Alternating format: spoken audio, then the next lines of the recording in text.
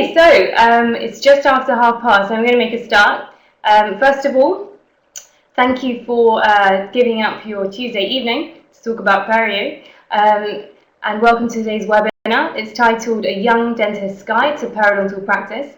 I'm Rena, you may have guessed, and hopefully today will be useful for you as well. I'm going to try and make this pretty informal, as interactive as possible, so feel free to type at any time. I'll keep my eye on the screen, and please ask any questions along the way. So, before we start, I was telling my grandma about, I was doing this webinar, and she was like, "What's a webinar?" And it was I just thought I'd share this little joke that I had with her, and she just couldn't imagine me talking over a computer screen to how many people? Over 50 people, and sharing knowledge. And I think it's pretty amazing that we have this technology to share education like this. It's something which we probably wouldn't have imagined decades ago. So I'm glad we're all making the most of it. So thank you. I'm sure you're all really looking forward to talking about perio for 90 minutes. I'm sure you're excited. I hope you're comfortable. I'm in the Smile On studios, I'm not at home, but I hope you guys are in your PJs, relaxing, enjoying the evening. It's going to be about 60 minutes in terms of the actual presentation, and then we're going to be taking questions, and maximum in total will be about 90 minutes, so not too long. And I really hope that your face doesn't look like this by the end of it. I'm sure it won't. Okay, just a really quick background about myself. Graduated from Barts, I'm teaching back at Barts as well. I'm currently completing my STR training in perios and specialising in perio at King's College, halfway there. I'm also working in a couple of practices, High Street Dental Group, Woodford Dental Care, and I'm a part of a couple of other societies, including the amazing BSP. So, perio as a topic is massive. And so in terms of what I decided to include in this presentation, I spoke to quite a fair number of young dentists, and I said, what do you actually want me to talk about for this webinar? So the list that I've come up with are topics which you guys have suggested, and I've tried to make it as practically applicable in your daily practice as possible, because I think that's the main benefit here. So first of all, a real brief outline of the etiology of perio disease, key risk factors and how we can address these in practice, how to actually provide effective oral hygiene, not just oral hygiene, the emphasis is on effective, to understand the objectives of non-surgical periodontal therapy and indications for adjunctive antibiotics, which is something a lot of us get confused about. We're going to appreciate the indications and contraindications for surgery, just in case you have a patient and you think they may benefit from it. So some of the things which you have to look out for. Then we'll talk about supportive periodontal therapy, how to refer a patient for specialist care, be it in practice or hospital, what you need to include. And finally, dental implants. Everyone said they wanted to meet briefly to go over the examination, the maintenance, and a little bit of background about peri-implant diseases. So essentially, it's a whistle-stop tour of headline issues in periodontology. Okay, so it's divided up into various sections. If you have questions, let's do them after each little section, and then we'll have time at the end as well. Okay, so everyone knows the etiology, hopefully, of periodontal disease. And essentially, gingivitis, we all know, is the first manifestation. Both gingivitis and periodontitis are inflammatory conditions, and they're caused by the formation and persistence of microbial biofilms on a hard, non-shedding surface of the tooth. Periodontal disease is an infection of the teeth, gums, and the bone that surrounds the teeth. The main cause of periodontal disease is plaque. Can you guys hear any sound? Plaque is the sticky film of food and bacteria that forms constantly on your teeth. Okay. These bacteria produce toxins, and these toxins, combined with your body's reaction to them, destroy bone around your teeth. Lovely. So, essentially, gingivitis, we all know, is the first manifestation.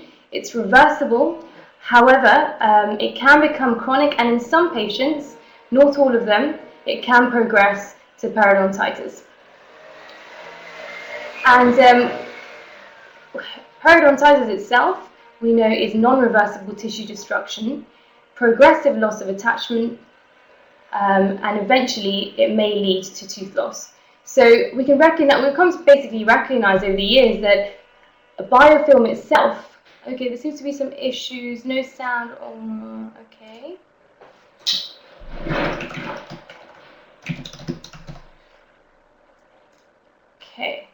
Okay, don't worry too much about the sound for now, as long as you can hear me.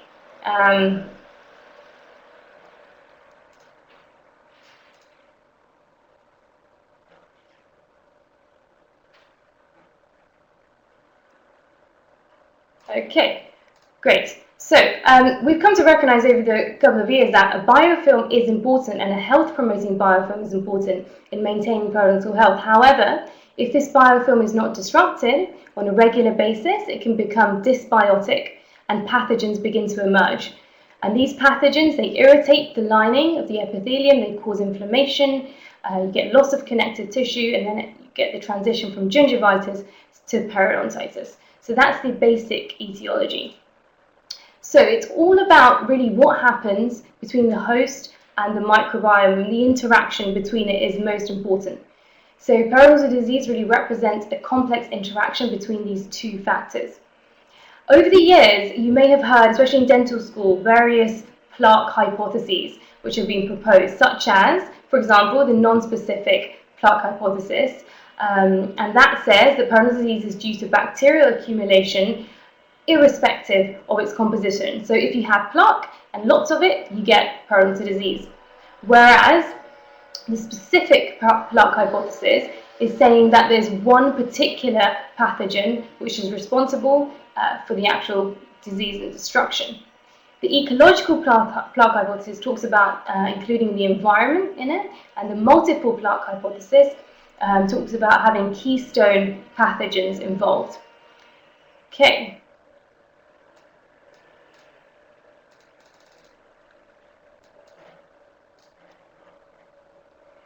So, sorry, my screen is slightly frozen. Okay.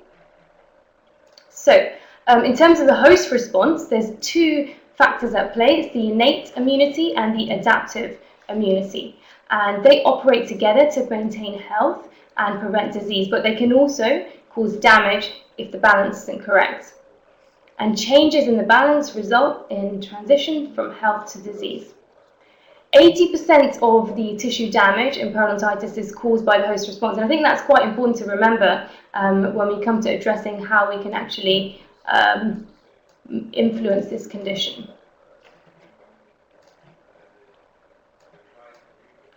So it's then further modified by local and or systemic factors, which we'll discuss a little bit later on. So I just put this image up as a joke, because I'm not going to go through this. This is just to illustrate, okay, this is the cytokine networks that are involved in the host response in periodontal disease. And this is basically just to show perio is complex. It's not just because of the imbalance between host and disease. There's lots more to it as well. So just bear that at the back of your mind. So, okay. We're going to crack on with sounds. I think it's more important, at least you can see my presentation. Okay, so how big a problem is it? Are you really, you really need to know about it? Are you going to have to deal with it in your daily practice? Well, the answer is yes. Why? Because periodontitis is the most common disease of humans. Interesting fact. Severe disease affects about 11.2% of the world population. So it's actually, severe periodontitis is the 6th most prevalent human condition, according to a recent study. Nearly half of adults in England have periodontitis. That's approximately 24 million people. And that's from the Adult Dental Health Survey in 2009. So I decided to do a little calculation in terms of numbers. So there's about 30,719 dentists registered. And so if we calculate how many periodontitis patients you're going to be seeing, each dentist on average, this is just back of an envelope calculation, don't quote me on it, each dentist on average will be seeing about 100 patients with periodontitis. So you are definitely going to see lots of these patients. So it'll be great for you to be completely confident in dealing with it. So before we move on to another topic, we've talked about the etiology, but just a quick recap and revision on screening in practice. So everyone should be doing the BPE. It's a simple, rapid tool for screening. It indicates the level of examination needed. So if you have a BPE of 3 and 4, it indicates you need further examination, and it provides basic guidance on treatment need. As we know, we walk the probe around each of the sextants. So you go from this, go from here, go from each of the sextant, and then you record the highest score per sextant. Codes 3 or 4, as we said, a more detailed periodontal charting is required. And actually, let's go back. Does anyone know, okay, if you type it in the chat box, what age should we start using the BPE? Any answers? Okay, 10, 8, lower, 7, yeah, okay. Claudia, Kelly, Melissa, well done. Actually, we should be starting screening using the BP from the age of 7. So I remember when I was in practice, I speak to people, oh, you know, they just say, we don't need to use the BPE, we'll do it in adults. But actually, it's really, really, really important that we use the BPE in children as well. However, it's a little bit different. As we all know, in children, we can have some false pocketing. So really, the codes we need to focus on are 0, 1, and 2. And that's because we're really just trying to distinguish between bleeding and calculus. We're not actually looking too much at the pocket depth. There's more the fact if there's bleeding or calculus. So it's also a simplified BPE in the way that you only need to probe the first molars and central incisors. So it's very quick, and it should be done on all patients from the age of 7. Okay, so and then once you've screened, once you've done your further examination, don't forget the diagnosis. The number of people, especially because I'm in the hospital at the moment, we get lots of referrals. So many of the referrals don't even have diagnoses, and actually we shouldn't really be treating patients without a diagnosis. It sounds super simple, but actually it's very easily forgotten. This is the international classification in 1999 by Armitage, and you really don't need to learn every single little bit here. I would say just remember it's either chronic, and in rare cases it's aggressive. However, as part of your diagnosis component, you need to include whether it's localized or generalized. So less than 30% of teeth is localized, greater than 30% is generalized. And then you also need to include whether it's mild, moderate, or severe. Now, I don't know if you guys know, but just some recent news, there's going to be an updated classification in 2017. So watch out for that. That's going to include peri-implant disease as well. So that's something to look out for. Okay, so that's the first section, just a really brief introduction in terms of the etiology, screening patients, and diagnosing patients. Any questions? Okay, great. So moving on to the main part of the presentation. So let's talk about risk factors. What is a risk factor, first of all? Let's define it. A risk factor is an occurrence or characteristic that can be associated with the increased rate of a subsequently occurring disease. Susceptibility to periodontitis varies greatly between individuals. Often that the difference in these risk factors, that's the actual key determinant of susceptibility. And these risk factors can increase susceptibility to periodontal disease in a number of ways by affecting tissues, the host response, or the oral environment. And the other thing is that all these risk factors can be interlinked as well. And generally, we divide these up into modifiable and non-modifiable. These factors may also influence our approach to treatment, and this is really what I'm going to focus on for 2 of the main risk factors, which are diabetes and smoking. Okay, so how I want to do this section is we're going to imagine that your patient comes into your practice, and they have a seat in the chair, and you're sitting there, probably not with paper records, maybe for your medical history, but you're sitting there in front of the patient, and you start off by, once you've done your presenting complaints and so on, you start off by asking them, going through their medical history. So how I want to do this, risk factors, is the most easiest way to remember. So we're going to take you through the patient journey. So the first thing, this is even before picking up your periodontal probe, the first risk factor that you may identify is in your medical history. So what are the risk factors in medical history? So diabetes. Okay. Diabetes is obviously a group of metabolic disorders characterized by hyperglycemia. There are about 347 million people worldwide that have diabetes, and it's a massive emerging global epidemic. Generally, it can be traced back actually to increases in weight, reduced physical activity, and so on. So you're definitely likely to see lots of diabetics in your practice. So how does it affect perio? Well, it increases your susceptibility to the condition, and it also exacerbates the severity as well. In terms of the actual risk, the increased risk is about 2 to 3-fold. If you want to quote the study, it's by Taylor. You have a 2 to 3-fold increased susceptibility to diabetes.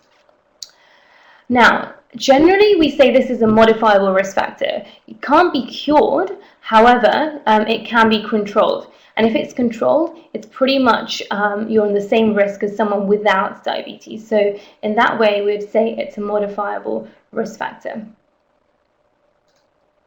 Okay, so some practical tips, as I promised. So, number one, if you have a diabetic patient, in terms of the first thing really to consider is, especially type 1 diabetics, they're going to be at risk of hyperglycemic episodes while attending the dental surgery. So especially if you're going to be doing some intensive treatment or surgery or even non-surgical debridement, you may want to actually arrange the appointments either first thing or in the morning or first thing in the afternoon. Often these patients as well, you'll find that they stop taking their insulin because they think they're meant to starve themselves. Stop eating and they take their insulin. So that's why they're at risk of hyperglycemia. So always, always, always watch out for that. And medical emergencies are the most important thing. So that's the first practical tip. Secondly, we should be asking all our patients about their level of glycemic control. And I found that most people don't actually ask that in terms of dental professionals, but I think it's really, really important. So as part of your medical history, say, okay, do you have diabetes, which type, and then ask them their HbA1c level, which is a long-term measure of their glycemic control. Then, of course, you need to then know what is a good control. So less than 6.5% is what we're aiming for. Sometimes less than 7% is also fine. Another important thing to point out here is that there's now a move to actually use millimole per mole rather than percentage. So they may say 48 or 52 or so on. So make sure you've got the units right. And more people will be quoting millimoles per mole. Okay, thirdly, people with diabetes are at higher risk of periodontitis, particularly if their diabetes is controlled. So for these patients, you may want to arrange more frequent periodontal examinations. Also, if they have a poor glycemic control, this reduces the benefits of your treatment as well. So you have to make that clear to the patient, or if you find that you're not getting a good response to non-surgical, this may be one of the reasons why. So it may not completely be because the patient's not cleaning their teeth, there could be other things involved. Now, a lot of people think that you may have to give antibiotics to diabetic patients, but actually there's no or little evidence to suggest that they require antibiotics as part of routine periodontal treatment. So, number 6. Okay, so this little graphic to explain, in a diabetic's head, they have so much to think about, right? They have to think about what they're going to eat, have they had their medication, have they, got a hospital appointment, what's going on with their ulcer on their foot, they might be having some problems with their eye, when's the appointment for their other things, and all of these other things going on in their head. And then they come in our chair, and all we want to talk about is, you've got periodontitis, you're not brushing well, this and that. And I think actually, I heard this in another lecture given by Prof. Needleman, and he said, you need to be a supporter of plaque control, because for these patients, plaque control is just another element of self-care. They have so much to think about. So I think it's really, really important to try and be supportive for these patients. And number 7, there's actually been shown to be a bidirectional relationship with diabetes and periodontal disease. So there's some evidence, Simpson 2010, that's a Cochrane review, so a pretty good level of evidence. And this Cochrane review says the patients with diabetes may experience some improvement in their glycemic control following successful periodontal treatment. I.e., if you have a diabetic patient in your chair and you complete successful non-surgical treatment, you have a chance of actually improving their glycemic control, which is a massive health benefit. So you're probably thinking, okay, Rena, you put 0.4%, that's really not very much.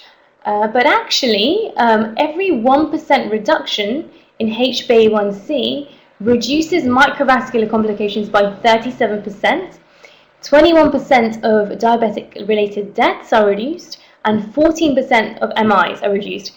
So actually, that 0.4% is massive. So just think about it as a really, really important point, and an important way we can actually benefit the patient holistically as well. Okay, so the next thing in medical history, you may pick up immunodeficient conditions. So especially patients with AIDS. Now, HIV and AIDS is on the increase, so you may see patients with this condition. And sometimes they present with this necrotizing periodontal disease, which I'm sure you've seen in all the textbooks, the punched out sort of appearance here, and the slough sort of appearance, and it's extremely, extremely sore. So watch out for that.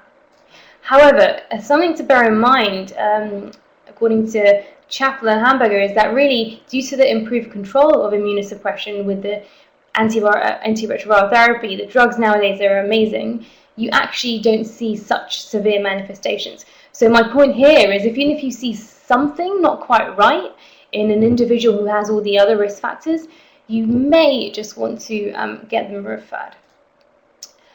Okay, obesity. So overweight and obese individuals are more likely to suffer from periodontitis compared to normal weight individuals. There's actually lots of evidence behind this. And loads of different biological mechanisms have been shown. Generally, when people have lots of theories for something, it means that we don't really know. So lots of things have been suggested, such as adipose tissue-derived cytokines and hormones may play a role, perhaps insulin deficiency, aberrant lipid pathways. There's lots of different things which have been suggested, but something just to obviously keep at the back of your mind. Pregnancy. Okay, pregnancy, we all know, increases susceptibility to periodontal disease due to the hormonal changes. It increases the epithelium and endothelial permeability of gingival tissues due to both an increase in progesterone and estrogen. The stimulation of prostaglandin synthesis also results in vascular changes. So in these patients, they're extremely sensitive to plaque control, and if an optimal plaque control is not maintained, the inflammatory effects are magnified. So you have to be extra careful in pregnant patients.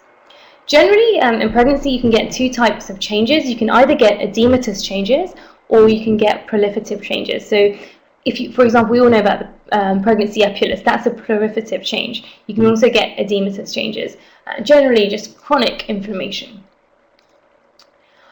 And then medical history, so you've talked about different conditions, you ask them if they might be pregnant, ask about the allergies and so on, then you ask, okay, are you on any medications? So at this point, can anyone type me a couple of medications that we're going to be looking out for, which may cause overgrowth?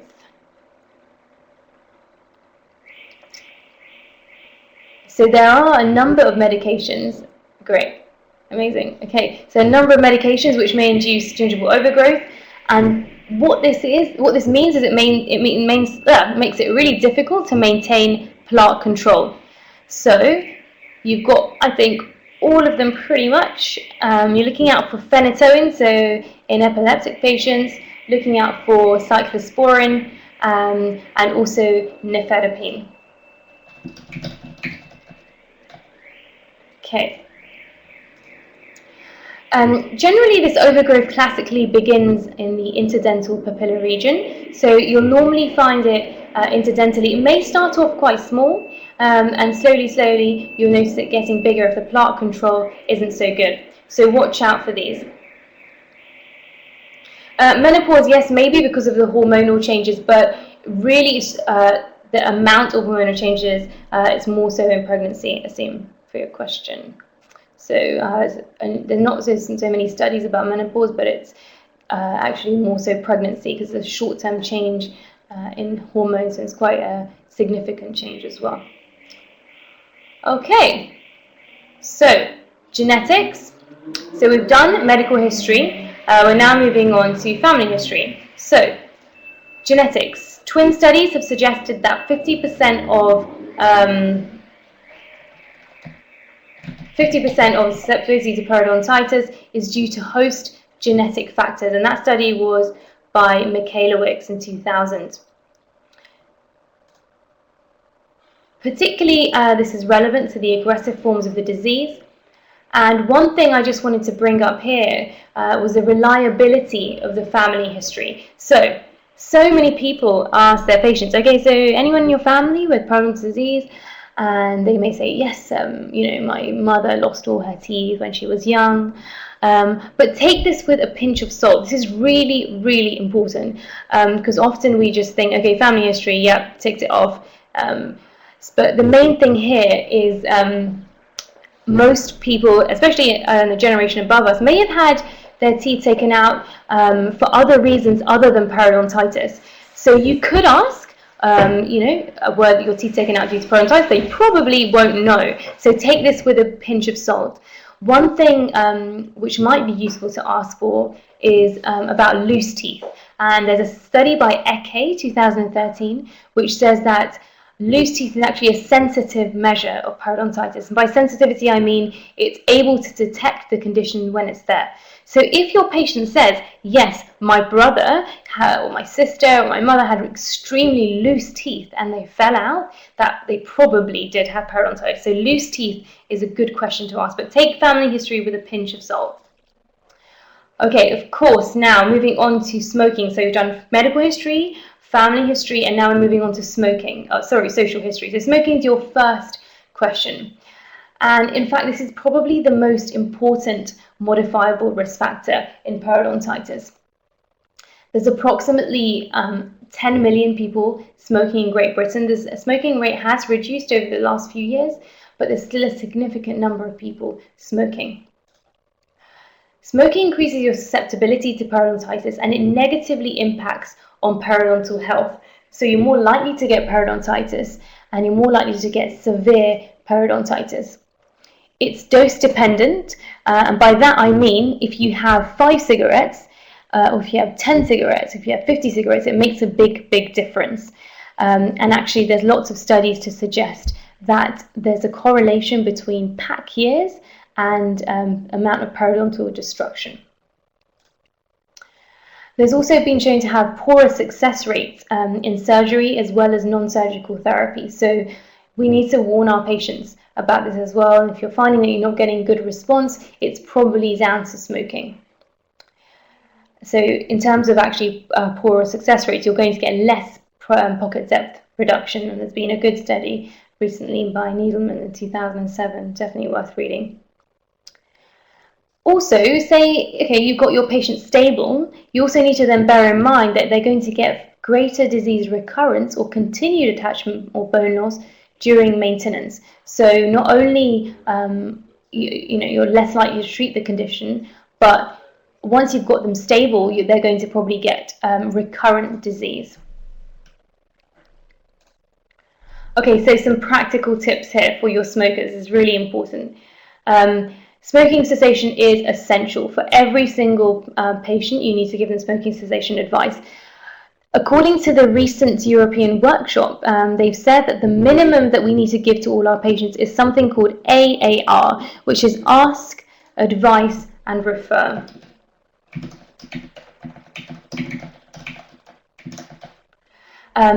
If you wanted to be extra good, you can give the 5 A's approach. So ask, advise, assess, assist, and arrange. But the minimum what you should be doing is ask, advise, refer. It only literally takes a couple of seconds. So you ask them, are you smoking?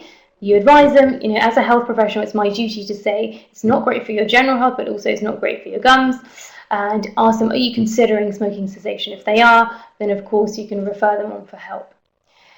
And taking these smoking cessation services seriously is really important, because actually there's evidence to suggest by West that it triples the smokers' odds of actually successfully quitting. So by them taking up these help options, you're more likely for them to stop. So it's worth considering.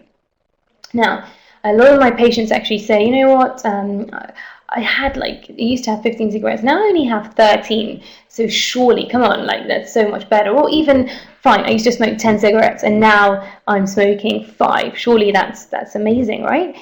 And I used to say, you know what, that's amazing, well done for stopping. But actually, I recently read some literature and it said cutting down actually has very little benefit, because most smokers have been shown if they cut down, they then start smoking heavily on the cigarettes that they do have. So just bear that in mind when patients say they have cut down. Also related to that, there's some medical studies which show that smokers pretty much always underestimate how much they smoke in terms of what they tell us. So again, take that with a pinch of salt. If someone's saying they're smoking 10, probably double it. Okay. All right, number 4, the clinical improvements are greater for quitters compared to current smokers within 12 months. So your patient may ask you, okay, so I've stopped smoking now, when am I going to see results? So within 12 months, which is actually pretty soon, you're probably likely to get some good improvement. If the patient continues to smoke, warn them of the risk and recurrence of disease. This is quite important medically, legally as well. So if the patient continues to smoke and they say, you know what, I've come back here and you've done like 5 rounds of non-surgical, but I haven't got any improvement. I've been paying all this money, I've been seeing the hygienist. What are you actually doing? So you have to make sure from the start you tell them, you know what, if you don't stop smoking, maybe you won't get such a good result and you may get recurrence of disease in the future.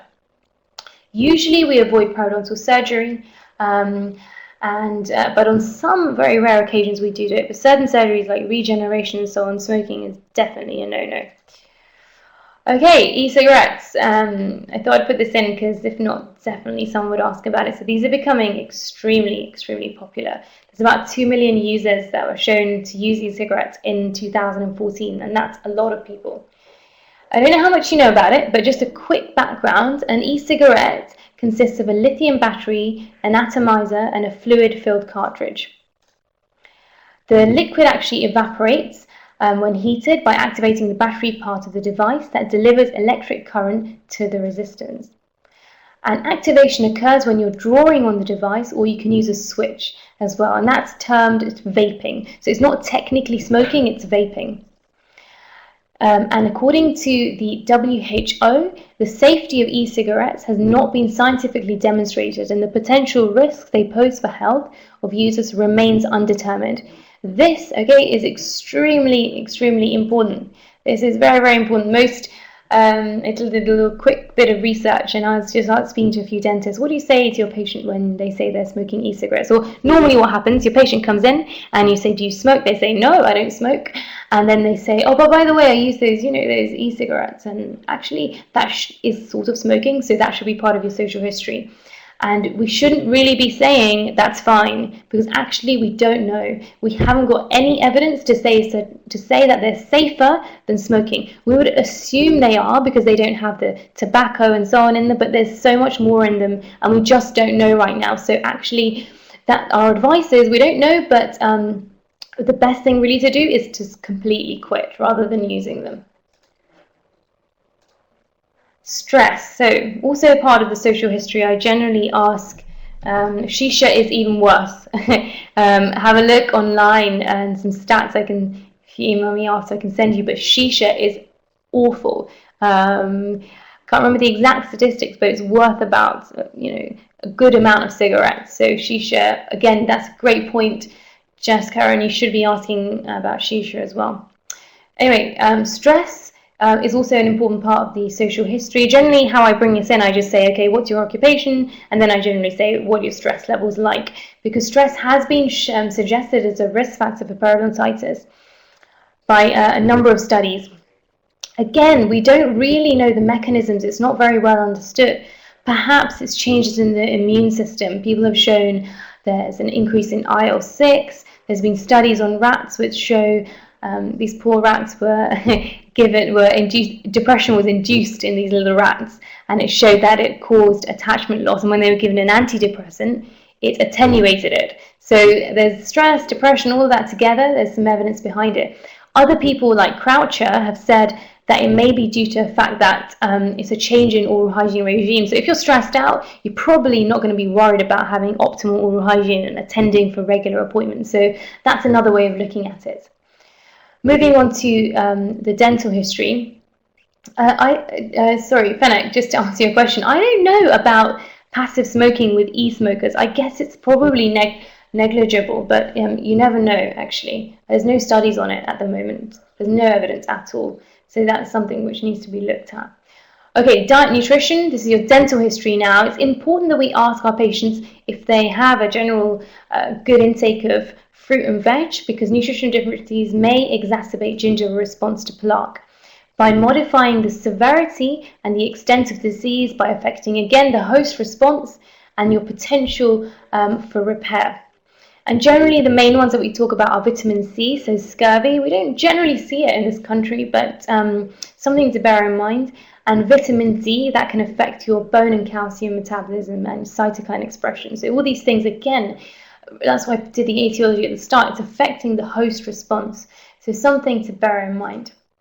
So we've looked at risk factors, and hopefully this is a useful way of looking at it. Your medical history, your family history, your social history, and then your dental history. So some things keep at the back of your mind, and you may have some alarm bells before even picking up your periodontal probe.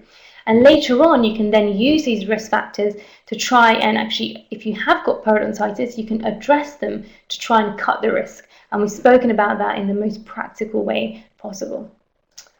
Okay, any questions about risk factors? I think we're doing well answering them as we go along. I think it's a good idea. Okay, so now your patient's in the chair, you've done your history, and it's time to give them a little bit of oral hygiene advice. So it's really interesting watching people give oral hygiene advice. Most of us young dentists are actually really good at this bit, and hygienists as well, like amazing at this part. But I thought I'd share a few tips with you which may help, because we have limited time in practice and we want to make sure we maximize and optimize the time we have. So first of all, why? By the way, these little drawings, one of my good friend and nurse, Gemma, she's drawn them for me. So they're actually unique and they're pretty cool. So you'll see a couple of these doodles throughout the presentation. So thanks to Gemma for that. Okay, why is it important? It's key in the prevention of periodontitis, and I guess also caries as well. It optimizes the chances of successful treatment, and here I'm talking about any treatment. If you've got poor oral hygiene, your beautiful veneers aren't going to look so beautiful. Your gingival margins are going to look red and inflamed. And if you want to do lots of nice fancy restorative work and composite build-ups, unless you want pink composites with blood all over them, you probably want to have amazing oral hygiene. So it's also important for long-term stability of all your treatment. So it's important. So most of our patients, when you give oral hygiene, they just sit in the chair and they just start nodding and smiling and nodding and smiling. And I've seen this so many times. And guess what? They probably don't have any idea about what you're talking about. And this is not uncommon. Some things that we think are straightforward, patients actually, understandably, have no idea what we're talking about.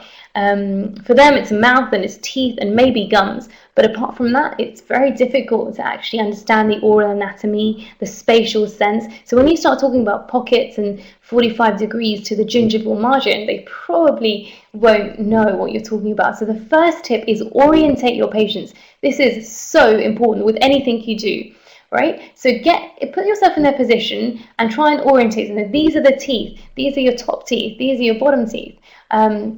Use a mirror. You can use a intraoral camera or radiographs. I quite like radiographs actually. So what I normally do is I say to them, okay, these are your lower teeth. These are your front lower teeth. This is your tooth. This is your root down here, which embeds into the bone. It holds your teeth in place. And normally, in the mouth, what you normally see, and I put like a piece of paper up here, and I say, look, you see the tops of these teeth, and that's what you normally see in the mouth. And then you go on about bone levels, and you see these little, actually, they're huge chunks of build up. That's what we're trying to get rid of. So that's a good way of sort of orientating your patients if you don't have all the other fancy tools.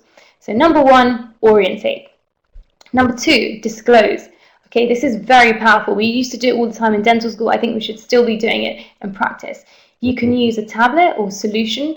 One tip is to put lots of Vaseline on the lips before you start using these. When I first started doing this, they used to have blue lips. It just looked so messy when they left the surgery. And I got a funny story. I had a patient a couple of weeks ago, and the nurse forgot to put, or give me Vaseline. I forgot to pop it on the patient's lips, and it was really bad. So it really does stain the oral mucosa and the lips and so on, and the tongue. If you don't put Vaseline on the lips, so do that. And it's really funny. That patient had a meeting afterwards, and it's not an ordinary meeting. Oh, I'm meeting a president, Prime Minister, sorry, in a couple of hours. I was like, oh dear, he's not going to be very happy with me. So that's an important tip, to use Vaseline. It provides a clear illustration, so disclose them, but then actually show them in the mirror. It's not just so you can have a look, actually show them in the mirror. And it can easily help you when you're giving tailored oral hygiene advice. So for this patient, what I normally do is show them the mirror, then I say, okay, what can you see? And they'll say, I can see pink, blue stuff, or purple stuff. And then you say, where can you see it exactly? And then this is pretty poor oral hygiene, but probably it'll be interproximal, and then you can bring in TP brushes and so on. So it can help you to demonstrate in the mouth. I've started asking patients to take photos of it on their camera phone, which is quite helpful because then they can refer back to it and see where they've missed out. So that's useful. And give them your plaque score. So don't just disclose them. Then say, okay, your plaque score today is 50% plaque or 40% plaque. And I found patients love it. They find this objective measure quite fun. And they'll say, okay, what's my plaque score today? And you'll say, 15, you're doing amazing. Or, you know what, it's gone down to 10. Keep it up. Or one of my patients asked me, so what's the lowest you've ever got? Or they say, what's the average plaque score? And it's quite competitive, but it's a really fun tool. I think it's useful for the patient in terms of motivation.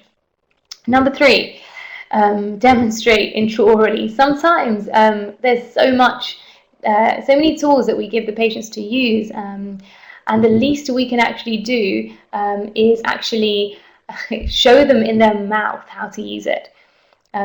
John, how do you get a plaque score? Where you can use the O'Leary plaque distribution chart, and what that is there's 4 surfaces per teeth. You go back, okay, 4 surfaces per teeth. You mark on where there's plaque, and then you calculate the number of surfaces with plaque over the total number of surfaces. So you get a percentage of plaque. Okay. All right, moving on. So remind your patients to bring their oral hygiene aids with you. If there's anything you take away today, this is it, right? Ask your patients to bring their toothbrush and their TPs and so on. You have to demonstrate in the mouth. Using models does not work. As much as we think it does, they have no idea what you're talking about, and it's really difficult for them to imagine as well. So you have to try and show them in the mouth and ask them they need to have that feel for the TP. It needs to feel tight. They need to know the angle of the brush and feel it against their gums. So it's really important you show them and adapt their technique accordingly. A new thing that I've started is actually when I give oral hygiene advice, just try this, see if it works. Video you giving oral hygiene advice in the patient's mouth, and this is really powerful because most patients will forget what's going on and they can refer back to it and look at the exact technique. So that's a really, hopefully, helpful tip. Number 4, you want to start lingual or palatal because these sometimes are commonly missed areas. So if they are missing these areas, just get them to start with this because they're probably less tired at the start of their oral hygiene regime. So you can start with this. Watch out for the overzealous brushes. Okay, so you'll get people who are super keen about brushing their teeth and they're really aggressive with their brushing. And what you might want to do, there's some tips here, is you might advise them to use a pen grip. Okay, so that's the first thing. Some of these people are using their elbow and really going for it. But a way to say is rather than using your elbow, use a pen grip to hold your using the wrist. Rather than using the elbow or shoulder, use your wrist so you have less force. So that's a good technique. They probably won't get periodontal disease, but they're definitely going to get recession. So watch out for that.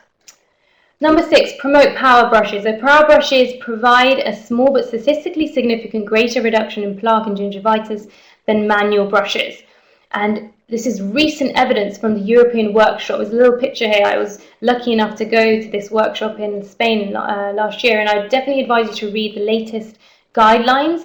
And they show that rechargeable brushes are better than battery brushes, and battery brushes are better than manual brushes. So have a read of this evidence. There's lots of information on that. So have a read of that. Now, also some latest news. We all know that interdental brushes are useful, but we shouldn't actually be advising floss, and it can't be recommended in other areas other than those for gingival and periodontal health. So that's really the only place where you'd want to use floss or the TP doesn't actually fit. Other than that, in periodontitis patients, floss is pretty much ineffective. So this is really important. So make sure you promote the interdental brushes. Take some quick questions, Olivia. You're probably aiming for about less than 15%, but to be honest, the evidence behind these percentages is not very strong. But in general terms, most people say less than 15, less than 20 is okay. The lower, the better, obviously. Ruth, how about the BAS technique? Well, to be honest, there's no one technique is better than the other. Ideally, if they're removing plaque and they're not causing trauma, that technique is fine. And it's better to adjust the patient's technique rather than trying to introduce a completely new scheme. And finally, keep it simple and reinforce it. Okay, most patients forget, so reinforce it and you have an increased chance of them complying to your advice. Every appointment, reinforce it. Okay, I'm just going to show you this little video and then I'll talk about it. So this is an amazing new app that has come out. I think we should maximize the use of technology. Toothbrush with Bluetooth technology.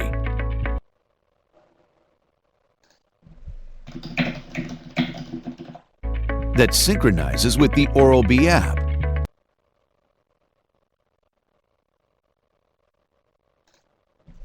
Becoming your personal oral care coach.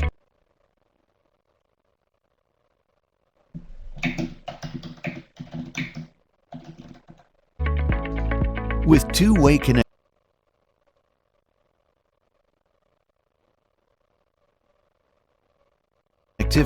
the app guides you with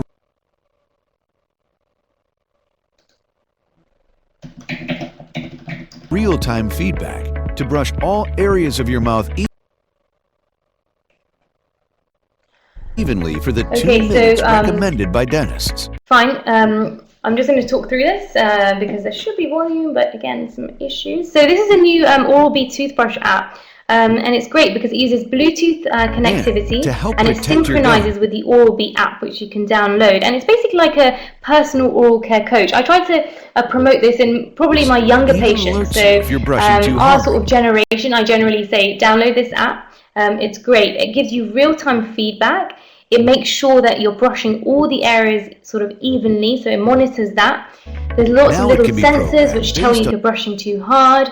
There's different programs that you can use. So for me, there's like a gum health program. So I'll click on that and I can say, okay, I can actually click on the app and say, I want this patient to brush for an extra 30 seconds in the upper left quadrant because more attention in that area. So you can actually, it's super clever. You can adjust it and as you want for your particular patient. There's lots of different dental care journeys you can take them through, like there's a whitening one and so on. So check it out. And you can actually recommend products with it and so on. And one feature that I like is that whilst you're brushing your teeth, you can look at the news, like at the bottom, the weather and so on, because most people find brushing boring. So if you've got this little thing to keep you occupied, you're more likely to actually brush for the time recommended. And in fact, related to that, 2 minutes is probably not even enough for your periodontitis patients, so you want it a little bit longer probably. Okay, any more questions on that? Quick answer, Asim. Advice on TP size and color. The bigger size you can fit without causing a major amount of trauma, the better. Most patients use sizes which are way too small. Okay, water jet, there's very little evidence behind it at the moment, so it's not something we recommend. Generally just removes debris. Electric toothbrushes vary in cost from £10 to a couple of hundred, so it depends what you want to go for. Okay, Smart Series, no, it's not too expensive, depends where you get it from. Floss, any particular technique. Well, we all know the technique that was shown, but again, this is really only for areas which are really healthy, not for actually periodontitis patients. Also, I forgot to say, with the app, you can actually download, the patient can send the dentist their brushing history, so you can actually have a look how often they've been brushing and for how long, so there's no cheating either. So it's pretty cool. Okay, moving on to non-surgical periodontal therapy. So we're going to do some treatment now. What's the aims of root surface debridement? We're trying to remove plaque, calculus, and other plaque retentive factors, essentially to resolve gingival inflammation and reduce pocketing. And what are the indications? You want a highly motivated patient who already has good supra and sub plaque control. Now this is important. So the fact that they have to have a high standard of plaque control. Because one thing that I have to say is, if you're doing treatment on patients and they don't have a good plaque control, your treatment's probably not going to work. So you're wasting your time, the patient's wasting their time, probably their money as well. So get them on a good level of plaque control before you then intervene. That's perfectly ethical. What's active disease? You're debriding pockets, so pockets which are greater than or equal to 5 millimeters with bleeding or suppuration. There may be obviously calculus there, and you'll hear things like, is full mouth debridement better than this or that? There's not really much evidence to suggest that you have to do it quadrant by quadrant or half mouth. It's really, or full mouth. It's really up to you and the patient. So not one technique or regime is superior than another. And generally, you should know that you get healing via long junction epithelium, and healing occurs by a combination of things: recession, long junction epithelium, and resolution of the inflammation. And actually, if you do it well, you can get some amazing results just with non-surgical periodontal therapies. Pretty impressive radiograph here. Okay, so moving on to the actual technique. One thing, so I do some teaching with the hygienist. It's nice to see some of my students on this as well. And one thing we go over quite a lot and spend some time on is actually technique. So technique is really important. When you actually debride, you want a good finger rest as close as possible to the tooth you're debriding. Adequate force. Most of us don't put enough force, but if you've got a good finger rest, you generally are safe to put quite a fair amount of force in. So I warn my patients, it's going to be a little pushing, but we need to get all this stuff off. So adequate force. The terminal shank, as you can see in the image, needs to be parallel to your root surface, and your instruments need to be sharp. Okay, if your instruments aren't sharp, then there's no point in actually using these hand instruments. So get a sharpening stone and invest in one. It's not very expensive, and some of the instruments you do need to sharpen. Make sure you do sharpen them. Okay, ultrasonics, which is probably what most of us are using in practice all the time, more so than hand instruments. Ultrasonics, just a quick sort of background. There's two things that make ultrasonics amazing. So it's the cavitation effect, so the bubbles that burst, they enhance the biofilm removal and they disrupt the bacterial cell walls. And then it's also the acoustic microstreaming. So this describes the fluid flow generated by the ultrasonic oscillations, and that forceful flow is important in removing the debris. Some tips now, practical tips. Use the lowest effective power setting. Use the most appropriate tip for the tooth surface. So as these ultrasonic tips have evolved, there's lots of different sizes and shapes. Use the most appropriate one for that surface. Activate the tip prior to inserting into the pocket. Unlike hand instruments, strokes initiate at the gingival margin, so you literally start debriding from top down. Constant erasing motion. For big chunks of calculus, you may want to sort of use a tapping stroke. A light grasp is needed, really, not sort of digging into the patient. Improves your tactile sensations, also better patient comfort and operator fatigue. And generally, we use a blended approach. A blended approach means you use hand instruments and ultrasonics. But ultrasonics have been shown to be superior in some areas, especially furcations. And it's probably due to the tip size, so you can actually get it into the furcation. And when you do that, rotate it upwards, so you can reach the roof of the furcation. So definitely for furcations, you should be using ultrasonics. Now, if you do a little, maybe you can do an audit tomorrow when you go back to practice, have a look at the tips of your ultrasonic and see how worn they are. You may find you have a pretty high percentage of worn tips, and this is important because every 2 millimeter of wear can reduce the efficiency by 50%, and that's huge, and 2 millimeters is tiny. So I would invest in one of these wear guides. What you do is you put your tip against the surface and you see how much it's worn by. If it goes past the red line, you definitely need a new tip. It's definitely worth investing in, because if you think about it, if you're using these tips, you're spending longer to try and get the calculus off, and you're wasting time, so it really is worth investing in getting new tips when you need them. Now, along with this non-surgical debridement, lots of people are a bit confused about when we should prescribe antibiotics, or antimicrobials is the right term to use. So when you prescribe it, really there's not much evidence in terms of, to be honest, any patient will benefit from antimicrobials. However, it's a little bit unwise to start giving antimicrobials to everyone. Again, have a look at this European workshop. This was from 2008, and they've suggested the patients with severe, aggressive, active or refractory periodontitis or specific microbiological profiles will benefit the most. So select your patients. I generally give it to nearly all of my aggressive patients. How? It should be used, okay, as an adjunct to non-surgical debridement. You should not be doing just prescriptions. You have to do some sort of biofilm disturbance to actually make these effective. So it's should not be contraindicated as a monotherapy. We give it on the last session of debridement. So if you're doing quadrant by quadrant, it's on the last session, not the first session. It's shown to be most effective in this way. And in terms of which one to give, in truth, there's lots that you can use, such as azithromycin, doxycycline, metro, and amox together. But there's actually no evidence to suggest that one is better than the other. But what you probably want to take into account is practicality. For example, azithromycin is just only needs to be taken once a day for 3 days. So the compliance for this will be much better than, for example, tetracycline, which needs to be taken 4 times a day for 2 weeks. So think about it in that way. Some people say if you've got really lots of infection, then amox and metro might be better, and that's the one which is mostly discussed in the literature. And other people might say, doxycycline is quite anti-inflammatory, so if there's lots of inflammation, you may want to give doxycycline. But to be honest, there's not much evidence to say one is better than the other. Okay, any questions for that section?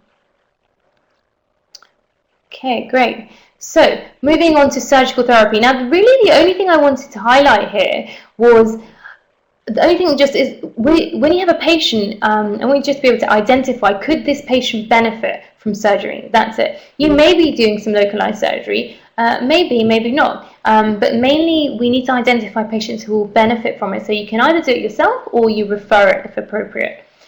Why do we actually do surgery though? Surgery is for access. You can create a dentogingival complex more conducive to patient home care. So sometimes in surgery we do some resection, we contour the gingiva in a certain way so it's easier to clean. Think about, for example, the gingival overgrowth. That's not exactly easy to clean, so you might want to do a gingivectomy there. Also, to recontour unsightly tissues, diseased tissues, encourage attachment, so for regen procedures and so on. And also as an adjunct to other treatments. So if you're doing crown lengthening or aesthetic work, surgery or mucogingival surgery will be indicated. But if we just think about pocket reduction surgery, you're looking at a highly motivated patient who has excellent oral hygiene, low bleeding scores. By bleeding scores, I mean gingival inflammation. If they're posterior teeth with infrabony defects, surgery is pretty much a good option. Pocket reduction surgery is a good option in these cases. Contraindications, those with poor oral hygiene, you should not be doing any sort of surgery or any sort of periodontal surgery on them. And in fact, studies have shown, there's a study by Neiman which shows that if you do surgery on these patients, you can actually make it worse for them. So don't do, when we see them in hospital, we really get them down to very low scores before we even talk about surgery. Again, medical factors, bleeding disorders, so on. If it's not worked in the past, don't keep carrying out surgery. It may cause more problems. So this is this patient. This is one of my patients a couple of months ago. Simple pocket reduction surgery. This was an aggressive patient. She wasn't getting much response after 2 rounds of non-surgical debridement. You can see there's still some pockets in here, deep pockets. So we decided to do some pocket reduction. So what does that actually involve? Okay, you do your incisions, intrasulcular incision. This is just scored on the epithelium, and why we do this sometimes is because, remember I said you may need to recontour the soft tissue? Well, this will give me a guide as to where to cut back after I've done the cleaning. So, open up, reflect the flap full thickness, and this is your osseous architecture. You can see it's uneven, there's some infrabony defects there. This is after I've cleaned off all the calculus and so on. So I may want to recontour that. I may want to make that a bit smoother. So we sometimes do some osteoplasty and ostectomy. So Adil would normally do the recontouring. For example, here, I actually smoothed that off. I did osteoplasty here to try and smooth it off, because if you imagine I try to then put the gum back here, it's not going to, the adaptation of the flap is not going to be as good. So that's the sort of reasons why we do it. Also, if you've got like an infrabony defect here, you do a little bit of osteostomy or ostectomy to try and reduce the infrabony component. So you could do it in that case as well. Then you suture up, lots of different suturing techniques. This is a horizontal mattress suture, black silk, usually for pocket reduction. 1 week later, 1 month later, lots of recession, but good results in terms of pocket depth. Mucogingival surgery, this was one of my patients last year. She had a very gummy smile, and then you can do some crown lengthening to improve aesthetics. And before I started my perio postgrad, I used to see quite a few of these patients, and I always used to say, you know what, there's much we can do about this. It's because of your bone and so on. And yes, in some cases, this is called vertical maxillary excess. In this patient, she has overgrowth of her maxilla, but there's also something else going on here called passive eruption. I don't want to get into details, but they can benefit. So if you're not sure, just refer them for an opinion. And you may have also heard periodontal regeneration. So if you have, for example, a radiograph like this, and you have this infrabony defect, they may benefit, rather than cutting back the gum and bone, they may benefit from some regen. And there's lots of different procedures for that as well. So really only the thing I want to highlight for this section is for you to be able to identify, because I know actually when I graduated, I wasn't so sure when surgery was indicated, and actually there's some clear things that you can look out for as to when you may want to refer, or actually someone oversees you for you to do the surgery yourself. Is there any treatment for horizontal bone loss? No, really, for horizontal bone loss, Fennec, you generally just smooth out the bone. So there's 2 types of, don't want to go into too much detail, 2 types of bone recontouring. There's ostectomy, which you actually remove the supporting bone, or osteoplasty, which you smooth it off. And generally for horizontal bone loss, you want to just smooth that off. But with the infrabony defects, you'd probably want to do a little bit more. But if you imagine if you've got horizontal bone loss, there's no point trying to reduce the pocket, because the pocket's not really, because of it's the anatomy, changing anatomy won't help in those situations. All right, any more questions for surgery? Okay, moving on to supportive periodontal therapy. So we've talked about oral hygiene, we've given them good oral hygiene instructions, we've done some non-surgical debridement. Some of our patients then may need surgery. Right, so now we've got them nice and stable, they've responded really well. What's next? So this is something which we cannot forget. So supportive periodontal therapy is also called maintenance, and it's to monitor. What are the aims of it? It's to monitor whether the condition is stable, and it gives us an opportunity to initiate new or retreatment if the progression is detected. You remove etiological factors, so your plaque, before your disease progresses. If you let plaque accumulate over time, as we said at the beginning, it becomes pathogenic. And then if you don't disrupt it, you're going to get disease. So, and in some patients, they have really crowded teeth. They may genuinely find it difficult to clean their teeth. So you have to just see them regularly to help them out with this. Also, use these supportive periodontal therapy appointments to reinforce smoking cessation every single time. Even if your patient says, you know what, please, Rena, stop telling me to stop smoking. You have to do it every single appointment and put it in your notes as well, because one day they may actually change their minds, and if they do, then you can refer them if appropriate. Supportive periodontal therapy is effective. It's been shown to the actual rate of tooth loss in patients who go for regular supportive periodontal therapy is absolutely tiny. So if patients do carry out SPT, they will have probably really good success rates long term. Generally, we say for our high-risk individuals to have 3 monthly intervals. But again, you have to base it depending on the patient's risks. This is a really good time, I think, for SPT to coordinate with your dental hygienist. With the way things are going, I think we really do need to start working as a team, and dental hygienists are amazing at carrying out effective supportive periodontal therapy and working with us. So you need to give your hygienist a good prescription. How often do you want this patient to be seen? Is it 3 monthly, maybe 6 monthly, maybe, well, probably not yearly. You'd probably see them yearly, and probably a hygienist 3 to 6 monthly. Ask them, do you want your hygienist to do a full pocket chart? Maybe you do, so request it. Will they need LA? Prescribe it. So I think it's a great opportunity for these patients who are stable to coordinate with the rest of our team.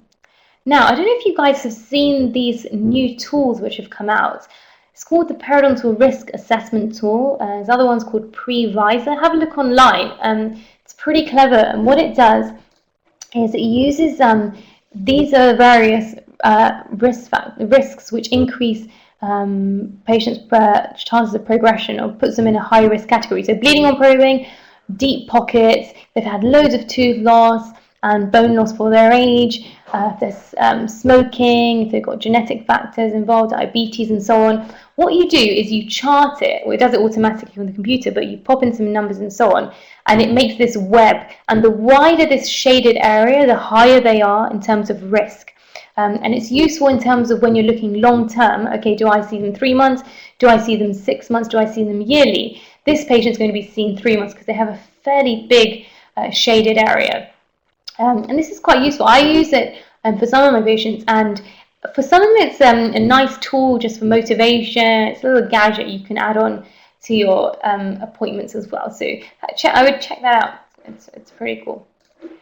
Okay. Any questions about SPT?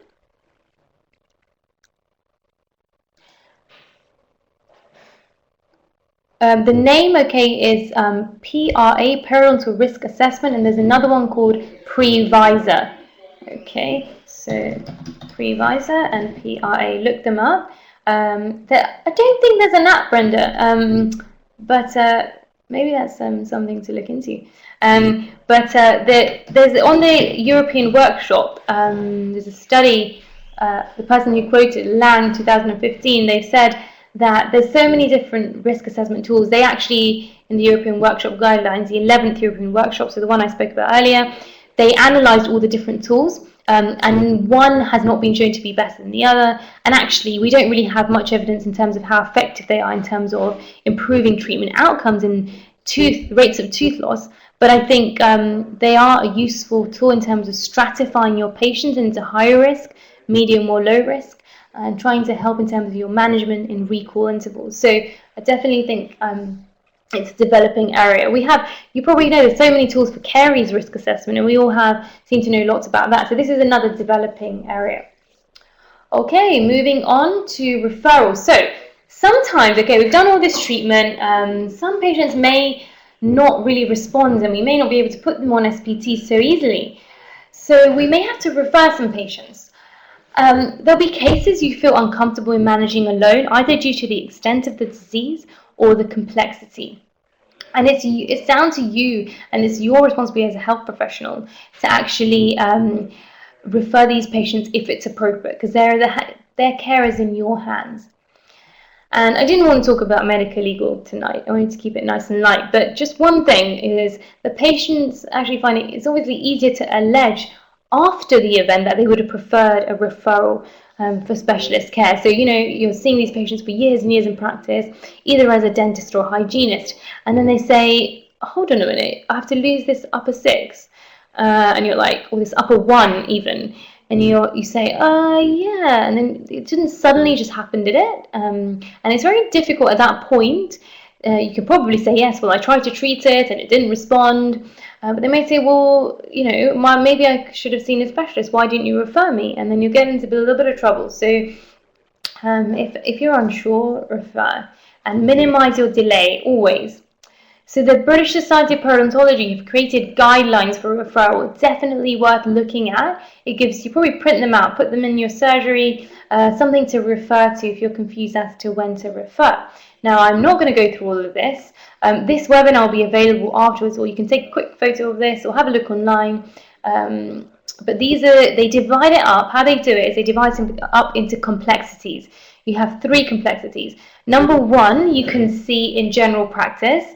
Generally, you'll be treating BPs of 1 to 3. Complexity 2 can either be referred. Some people may be comfortable in treating. And complexity 3, mostly referred.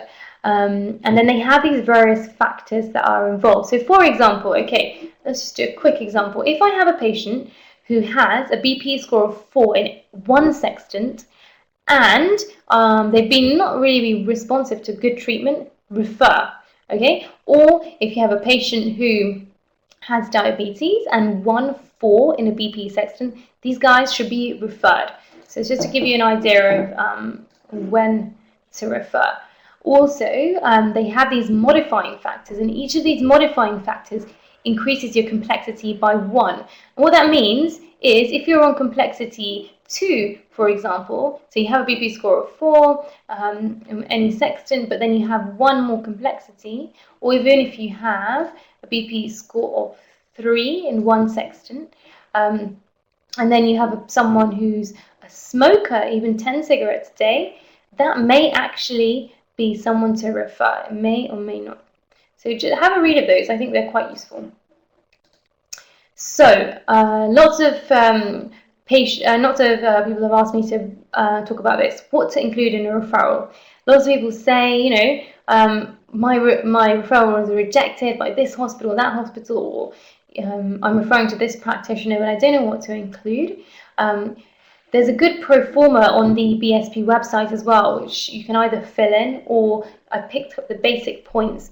So what to include? Obviously in your patient's details, your reason for referral. So, you know, the patient's been unresponsive, or I feel they've got aggressive disease, they're rapidly getting attachment loss. I feel even if you want an opinion sometimes or a treatment plan, it's worth referring. Talk about any urgent problems, any relevant medical history that you're aware of. Smoking status. When you talk about smoking status, don't just say they're smoking 5 a day. Say, okay, they've been smoking 5 a day for 3 years. However, before that, they were smoking 50 a day for 10 years. Give the full smoking history. Any periodontal treatment carried out, any relevant pocket charts, radiographs, you have to include all your 6-point pocket charts. Otherwise, your referral will be rejected immediately. So make sure you have all the relevant information. Jaskaran, furcation, depends on the furcation involvement and the extent of disease as to when you were to refer. But yes, if they have furcation involvement, especially grade 2 or 3, that may indicate referral. Depends on what else is going on in their mouth as well. Any questions about referring? Okay, brilliant. So moving on to the last section, peri-implant disease. So over the last sort of 20 years or so, implantology has become an indispensable part of mainstream dentistry. And I think there's been a significant increase in the volume of dental implants placed, and this trend is showing no signs of slowing down. I think it's partly due to the fact that there's a rising demand for implants by society, as well as the number of clinicians actually providing this care. So I'm sure you're seeing lots of patients with dental implants, but we need to be confident in actually dealing with implants and picking up any issues. So again, like we do with periodontitis, assess the risk factors. Have they got any of the risk factors? Pretty similar to periodontal disease. Are they a smoker? What's their cleaning like? And have they had a history of periodontal disease as well? Because these guys are high risk for problems around implants. Look at the oral hygiene. Pretty similar again to your normal patient. Look at the texture, the tone, the color of the peri-implant tissues. Do they look inflamed? Gently probe, okay? There's a bit of confusion about probing. We should be probing all implants gently. Okay, there's nothing to say that you're going to damage the implant by probing. If they have a healthy sulcus, this implant is not even going to touch the threads. If they don't have a healthy sulcus, then that probe will fall into the pocket and you're not really going to cause any damage because the damage is already done. So probing should be done. You can use any probe you like, metal, plastic. There is no evidence to suggest that one is better than the other. One thing to just note is that your probing depth, okay, may differ around implants, obviously because of the way they're placed. So just because you have a 5, it doesn't mean there's disease. What you have to look out for is progression of that number. Look out for bleeding, look out for suppuration. And as I said, if you have a deep probing and you have bleeding and suppuration, then it may be an indication to take a radiograph to check for any bone loss. Now, when you're dealing with implants, just to highlight here, you may want to involve, obviously you need to speak to the person who placed the implant, maybe someone in your practice, maybe even you placed the implant, but try and have some communication with the person who placed it so you can work together. I think that's really important. Oral hygiene can be really challenging around these patients. They have long contact points and really sometimes the superstructure is really bulbous. So do show them, use those tips around implants as well. It's pretty much the same technique as teeth. So peri-implant disease, there's 2 types, mucositis, peri-implantitis. Mucositis is a bit like gingivitis and peri-implantitis is a bit like periodontitis. The difference with this is early diagnosis is essential because it progresses much faster than normal periodontal disease. So you have to be very good at picking this up. An increase in probing depth over time is associated with attachment loss, as we said. Bleeding is actually a really strong indicator for predicting further loss of tissue support. So if you've got a patient, you're probing, a little bit of bleeding, you might want to flag this up with either the person who placed the implant or someone else, or even or if you've got the experience yourself. Again, radiograph is essential, but again, this is difficult because actually probing around implants is difficult because of, I said, the superstructure, and your radiographs are only providing you a 2D view, so you may even have bone loss in other parts of the structure and you don't know. It's not an easy area. Non-surgical treatment generally is normally for peri-implantitis is not really effective. Most people need surgery for the treatment of this. This is just for your interest, and so early referral is essential. So I wrote to Dental Protection a couple of weeks ago, and I just wanted to find out the latest on what's going on with periodontal disease and peri-litigation. And one thing that they emailed me back, read this quote, is registrants who do not place or restore implants may see implants that have implants in situ, and they could be vulnerable to a complaint or claim if they do not diagnose in a timely manner the development of peri-implantitis. Basically, if you let this progress and you're not checking for it, you could get into trouble. So this is from Dental Protection. All right, any questions about dental implants? We're coming to an end nearly. Any questions?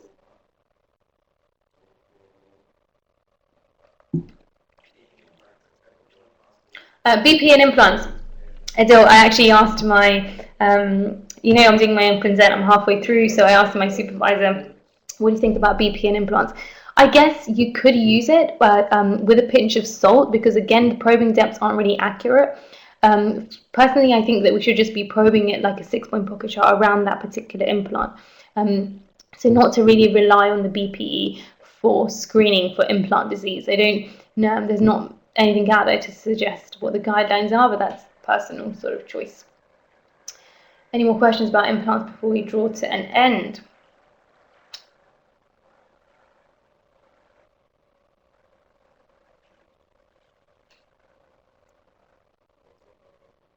Okay, fine. So, in conclusion, how often should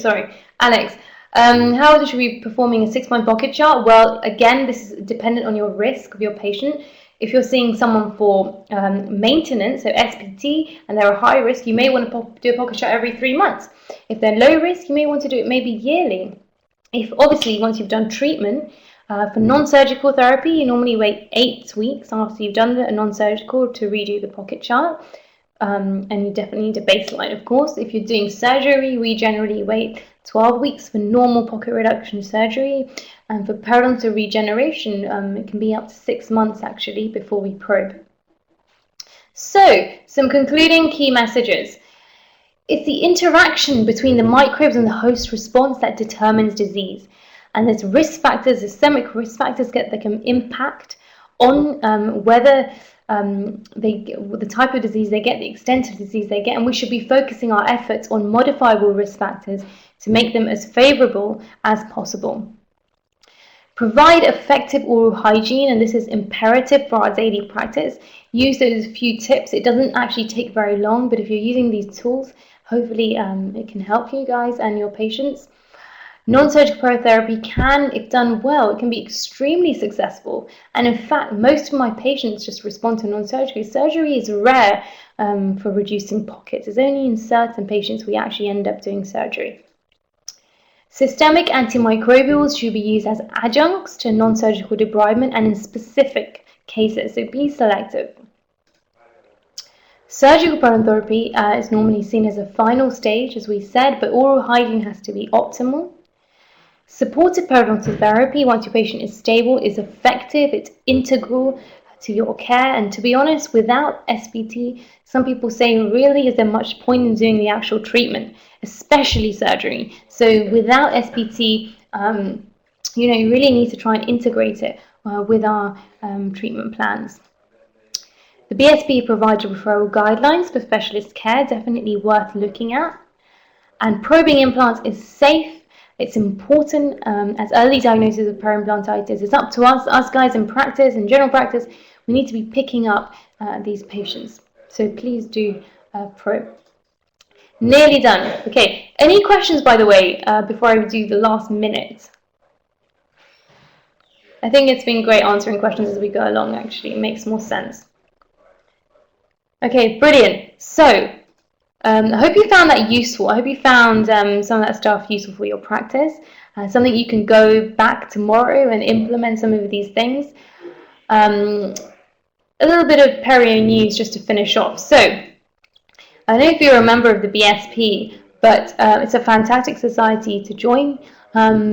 This is the website. Have a look online. Membership is it's ridiculously cheap, and you get a lot of benefit from it. I'm not trying to be biased here, but it definitely is a great society. Ian Chappell is the president at the moment. Lots of you may know him. Incredible person, a great guy, really. And you may have seen him on BBC actually the other day. So you probably do know him.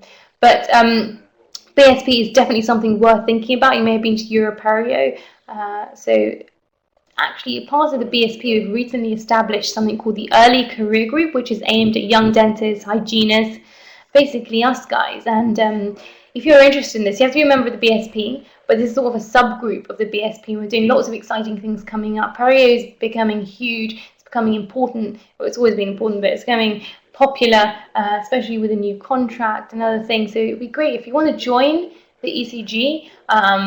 We've got a Facebook page which is launching soon, so you can like that if you like.